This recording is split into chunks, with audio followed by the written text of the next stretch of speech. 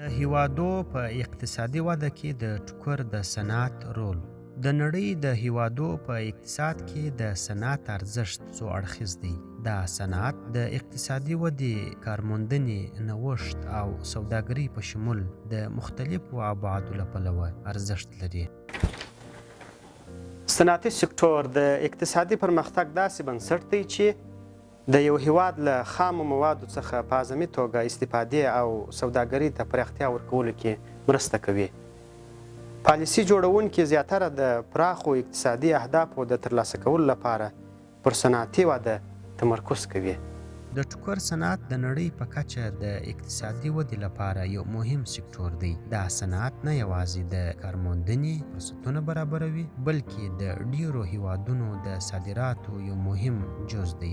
د چین، هند او بنگلادیش په څیر هیوادونه د ټوکر او جامو لوی صادروونکي دي، کوم چې د سوداګرۍ توازن ښه کولو او د بهرنیو اسعارو په تولید کې مرسته کوي.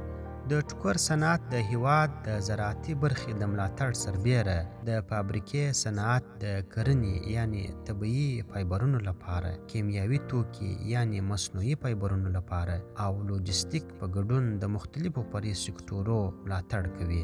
د جامو صنعت په دوامداره توګه پر داسې کړنو او نوښت تمرکز کوي چې کولای شي د نویو سوداګریزو فرصتونو او اقتصادي ودې لامل شي. د جامو صنعت د نړیوال اقتصاد یوه حیاتي برخه ده چې پر کارموندنې، سوداګرۍ او کلتوري هویت مستقیم اغیز کوي.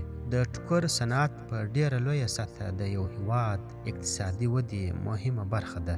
د نړۍ هغه هیوادونه چې د ټوکر د صنعت په برخه کې فعال دي او په اقتصادي وده کې د ټوکر صنعت مهم رول لوبولی دا دي. د ټوکر د صنعت مخکښ هیواد چې د نړۍ د نساجي فابریکو لویه برخه جوړوي چین دی، ورپسې هندوستان، بیا بنگلادیش، ویتنام، ترکیه، پاکستان، اندونیزیا، ایټالیا، برازیل، مکسیکو.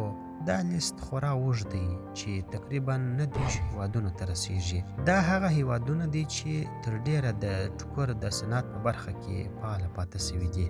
د چین په اقتصادي وده کې د ټوکر د صنعت رول. په چین کې ډېرې لویې تولیدي فابریکې شته چې شمېر یې تقریبا تر 3 میلیونو پورې رسیږي.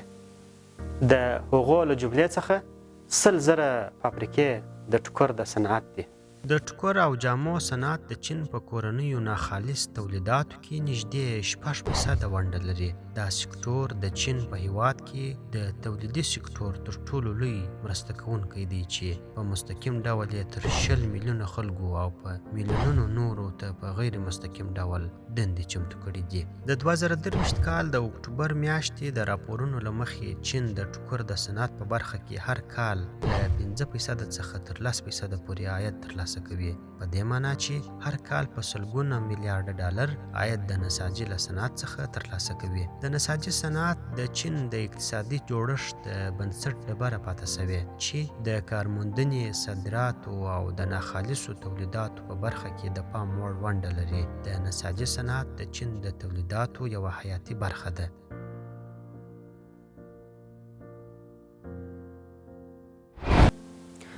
په هند کې شاوخوا 2.5 میلیونه راجستر شوي لوی او کوچنۍ فابریکې شته چې په هغو کې له 50,000 څخه تر 80,000 پورې د ټوکر تولیدي فابریکې دي. د هند په اقتصادي وده کې د ټوکر د صنعت رول. په هند کې د ټوکر صنعت د نوموړي هیواد په اقتصاد کې د پام وړ رول لوبوي. د کارموندنې، صادراتو او په ټولیزه توګه صنعتي وده کې مرسته کوي. په هند کې د ټوکر صنعت په اړه ځینې کلیدي احصایي او لیدونه داسې دي. د ټوکر او پوشاک سکتور د هند په ناخالص کورني تولید یعنی GDP کې نږدې د 2 څخه تر 3% ونډه لري. همدارنګه هند هم هر کال په لسګونه میلیارډ ډالر عاید یوازې له نساجي صنعت څخه ترلاسه کوي.